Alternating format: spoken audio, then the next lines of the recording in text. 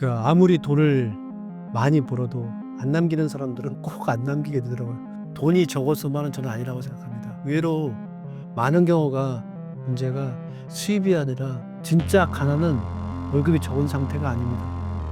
문제가 생겼을 때 버틸 돈이 없는 상태, 그게 진짜 무서운 겁니다.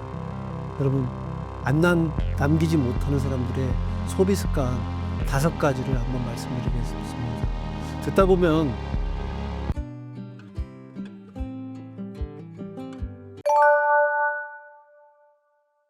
네, 안녕하세요. 정순영입니다. 지금 남서울대학교에서 교수로 있습니다. 그래서 여러분들에게 교수로서 이렇게 지내면서 경제에 관련된 관념들에 대한 것들을 우리 학생들한테 얘기해 주던 경험이 있습니다. 그래서 그 학생들한테 얘기해 주면서 경제에서 어떤 부분들이 여러분들이 취약한 건가, 이 부분에 대한 것들을 좀 이해를 해서요. 그 부분에 대한 얘기를 오늘 좀 해 드리도록 하겠습니다. 현실 속에서 실질적으로 느낄 수 있는 현실 경제에 대한 얘기들을 중심으로 해 가지고 얘기해 드리도록 그렇게 하겠습니다.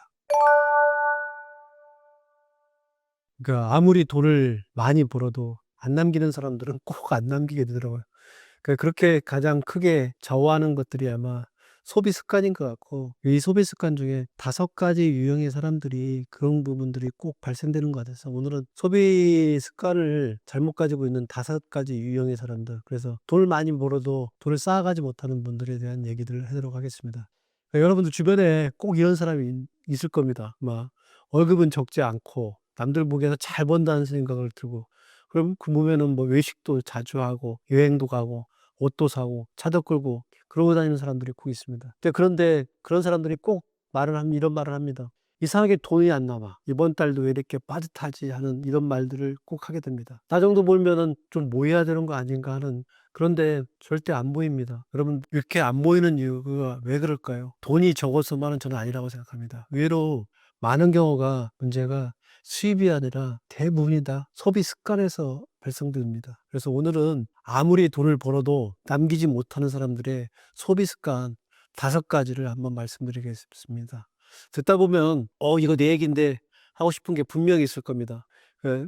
그게 무엇인지 여러분들 머릿속으로 좀 생각하고 계시면서 제 얘기를 들어주셨으면 좋겠습니다. 자, 이런 사람들 꼭 돈을 많이 벌더라도 못 남깁니다. 첫 번째 유형은요, 돈을 더 벌면 더 모으는 게 아니라 더 써도 된다는 생각을 가진 사람들이 있습니다. 이게 가장 흔해요. 직급이 뭐가 올라갈수록 돈이 많이 벌게 되면 이런 사람들은 돈을 갖다 더 써도 된다는 생각들을 반드시 가지게 되더라고요. 그래서 월급이 적을 때는 대부분 다 참고 이렇게 해 왔고, 배달도 죽이고 옷도 덜 사고 여행도 미룹니다. 그런데 월급이 올라가는 순간에 그때 바로 이런 생각을 합니다. '이 정도 벌면 이 정도 써야 되지. 열심히 살았는데 뭐 이것도 누려야지. 우리 아들들 어렸을 때 돈 없을 때 뭐 해줬으니까 이거라도 해 줘야지.' 그래서 이거라도 해 주겠다는 생각으로 생활 수준을 갖다가 올립니다. 그래서 우리 아들 다 외식하러 나갈 때 좋은 차 타야겠다. 차를 바꾸고요. 집에서 진짜로 "냄새 난다." 좀 더 비싼 집으로 가야 되겠고, 외식도 예전에는 돼지갈비 먹었던 걸 갖다가 이제 소갈비로 바꿔야 되겠고, 이렇게 지출이 조금씩 커집니다. 근데 문제는 소득보다 이런 생활 수준이 더 빨리 올라간다는 겁니다. 소득은 천천히 올라갈 수밖에 없는 구조인데, 이런 생활 수준은 자기의 의지에서 빠르게 올라갈 수 있습니다. 그러면 이 돈 벌이가 늘었는데 통장은 그대로인 겁니다. 결국 돈이 많아지는 것들이 아니라 돈이 더 많이 필요한 사람이 되는 것뿐입니다. 그래서 월급이 올라간다고 소득 수준의 수비를 갖다가 올리는 것들, 이런 것들이 돈을 못 모으는 가장 첫 번째 유형의 사람들의 모습입니다. 두 번째는 이런 사람들이 되게 특징이 있더라고요. 작은 돈을 되게 우습게 보는 사람들이 있더라고요. 사람은 큰 돈이 나갈 때는 대부분 다 긴장하기 때문에 그 관리를 해 나가는데, 그런데 작은 돈에는 너무 쉽게 다 무너집니다. '커피 한 잔 뭐 배달비가 하나 시키면 되지. 편의점 가서도 이거 뭐 사면 되지.' 그러고 난 다음에 넷플릭스 구독 서비스 한 달에 한 번도 안 보는 경우인데 구독 서비스 그대로 유지한다든가, 아니면 지나가다가 이 물건이 좋아 보이니까 충동 구매를 한다든가, 지하철 타고 가도 충분히 되는 데를 몸 피곤하다 핑계로 택시 타는 거라든가, 마트를 갔더니 할인 상품이 막 있으니까 이 할인 상품을 산다든가, 이렇게 사게 되면 하나하나를 놓고 보면 요만한 것들 별거 아닙니다. 그래서 대부분의 사람들 다들 말합니다. "뭐 이 정도 아껴서 뭐가 달라져? 뭐 사는 재미 좀 느껴야지." 근데 진짜 무서운 건 한 번의 큰 소비가 아니라 매일 반복되는 이런 작은 누수입니다. 큰 돈은 기억이 남기 때문에 관리할 수 있어요. 근데 작은 돈은 습관이 되면 아예 못 내기 때문에 절대 관리가 불가능합니다. 그래서 통장은 계속 피 흘리는데 본인만 멀쩡한 거예요. 돈이 안 모이는 사람은 큰 돈이 아니라 작은 돈에 너무 자주 써 가지고 다 새어나가는 겁니다. 이게 두 번째 부분이고요. 세 번째 부분은 꼭 이런 분들 계세요. 스트레스 받으면 뭐 사는 사람이 있더라고요. 스트레스 받으면 달달한 거 먹어야 돼. 뭐 먹는 사람. 이런 사람들 정말 많습니다. 그래서 힘들면 뭐 배달 시켜 먹고, 기분이 우울하거나 이러면 쇼핑 나가고, 뭔가 억울한 일 당하면 비싼 걸로 스스로 위안을 삼고, 지쳤다고 스스로에게 보상 준다고 명품백 스스로에게 선물하듯이 쇼핑하고. 근데 문제는 이게 한두 번이 아니라는 데서 큰 문제로 확장되는 겁니다. 스트레스는 계속 쌓이는 상황이 들 수밖에 없는데 그때마다 소비를 풀기 시작하면 절대로 돈이 남겨지지가 않습니다. 그러니까 소비는 필요해서 쓰는 돈이 아닙니다. 감정을 달래기 위해 쓰는 돈입니다. 이들에게는 그렇습니다. 이런 소비가 반복되면 통장도 비어지고 결국에 나중에 후회만 남습니다. 결국 돈이 안 나는 사람은 물건을 사는 게 아니라 그 순간의 감정을 진정시키는데 내 돈을 쓰고 있는 경우가 많기 때문에 문제가 되는 겁니다. 이것이 세 번째 부분이고요. 네 번째 부분은 대부분 이런 사람들이 고정비를 점검하지 않습니다. 그래서 많은 사람들이 돈 문제를 생각할 때 큰 지출만을 떠올리고 살아갑니다. 그런데 실제로 사람을 더 무섭게 짓누르는 것은 고정비입니다. 여러분들 고정비 딱 하면 떠오르는 것들 있잖아요. 보험료. 저 같은 경우에도 통신비가 그렇잖아요. 통신료. 그렇잖아요. 우리 아들내미가 이제 넷플릭스 보거든. 넷플릭스 구독료.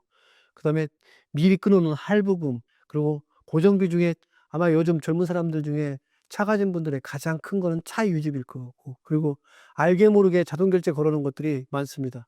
이런 보이지 않는 서비스들에 대한 것들이 있기 때문에 이런 것들을 한번 설정해 두면 매달 자동으로 자기도 모르는 사이에 다 새어나갑니다.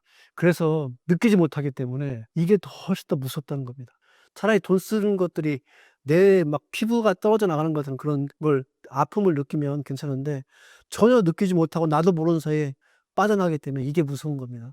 돈이 안 남는 사람은 고정비를 그냥 원래 나가는 돈 이렇게 생각하고 있는 분들이 의외로 많습니다. 하지만 통장은 이런 무관심 때문에 매일 바짝바짝 말라가는 겁니다. 가게가 여러분들 무너지는 것, 그러니까 우리 집안이 무너지는 것들이 되게 큰 한 방에서, 물론 그런 경우 있는데 그런 건 극히 드물고요.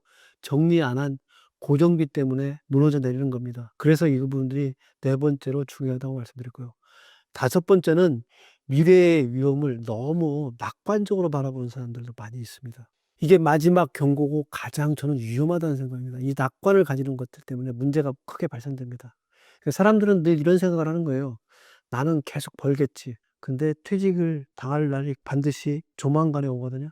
'나는 아직 건강하니까 병원 갈 일이 없겠지. 설마 나한테 뭐 큰일이 사고 이런 것도 일어나겠어?' 근데 인생은 알 수 없습니다. 그런 것들이 발생할 수 있습니다. 그래서 머릿속의 생각은 '남은 돈 없이 살아도 그렇게 불안하지 않는다.' 이런 생각들을 가지고 살아갈 수밖에 없습니다. 그러나 인생의 문제는 예고 없이 흔들린다는 겁니다. 몸이 아플 수도 있고 회사가 흔들 수도 있고 가족 일로 목돈이 들어갈 수 있습니다. 그런데 돈을 남기지 못하는 사람은 안전판이 없습니다. 비상금도 없고 현금도 없고 몇 달 버틸 돈도 없습니다. 그러면 작은 충격에 바로 쓰러집니다. 진짜 가난은 월급이 적은 상태가 아닙니다. 문제가 생겼을 때 버틸 돈이 없는 상태, 그게 진짜 무서운 겁니다. 여러분, 지금까지 한 얘기를 좀 마무리해 보겠습니다. 아무리 벌어도 돈이 안 남는 사람의 소비 습관 5가지입니다. 첫째, 돈을 더 벌면 더 모으는 게 아니라 더 써도 된다고 생각하는 거. 이게 첫 번째이고요. 둘째, 작은 돈을 우습게 보는 겁니다. 셋째, 스트레스를 소비로 푸는 사람들입니다. 넷째, 고정비를 점검하지 않는 사람들입니다. 다섯째, 미래의 위험을 너무 낙관적으로 바라보기만 합니다. 결국 돈은 많이 버는 사람이 모으는 게 아닙니다. 남길 줄 아는 사람이 모읍니다. 월급이 적어도 남기는 사람은 살아남고요. 월급이 높아도 다 써버린 사람들은 늘 불안합니다. 그래서 지금 여러분이 꼭 봐야 할 건 여러분이 얼마를 버느냐가 아닙니다. 내 돈이 어디로 사라지고 있느냐를 꼼꼼하게 보셔야 돼요. 그걸 보기 시작하는 순간부터 통장이 달라지는 겁니다. 오늘 내용을 들으면서 아마 여러분들은 자기 스스로 갖다 점검해 봤을 겁니다. 그게 점검해 보니까 여러분들이 첫 번째 1 번은 생활 수준부터 올리는 습관이 가지고 있는 분들이 있을 거라고 생각합니다. 그게 찔리시는 분들 분명히 계실 거예요. 그게 1 번이고요. 2 번은 작은 돈을 무시하는 습관을 가지신 분이 분명히 있을 겁니다. 그게 2 번이고요. 3 번은 소비를 스트레스로 인해서 소비를 해 나가는 사람이 있습니다. 이게 3 번입니다. 4 번은 고정비를 그대로 방치하는 사람이 꼭 있습니다. 이게 4 번입니다. 5 번은 '설마 괜찮겠지.' 하고 방심하는 사람이 있습니다. 이게 5 번입니다. 1, 2, 3, 4, 5번 중에 여러분들이 댓글로 숫자 하나를 적어 보세요. 적을 때 숫자 번호로만 적는 게 아니라 5 번 '설마 괜찮겠지.' 하는 방심 이런 식으로 적어 주시면 그걸 갖다가 한번 적는 순간에 여러분 스스로를 갖다가 반성하는 시간이기 때문에 그걸 반성하고 새롭게 살아가겠다고 각오를 다지는 순간에 여러분들의 돈이 모이는 시작점이 될 수 있습니다. 그래서 여러분들이 아무리 벌어도 돈이 안 남는 사람의 특징, 소비 습관 5 가지 이 부분에서 정확하게 인증하시고 그걸 갖다가 개선할 수 있도록